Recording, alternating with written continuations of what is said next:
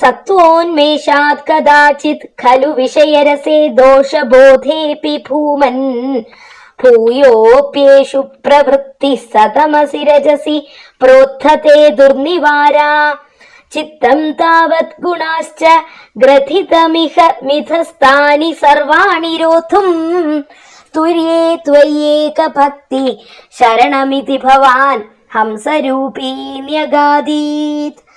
எங்கும் அளவு கடந்து வியாபித்திருப்பவரே, ஒவ்வொரு சமயம் தமோ குணத்துடன் ரஜோகுணம் மேலே எழுகிறது.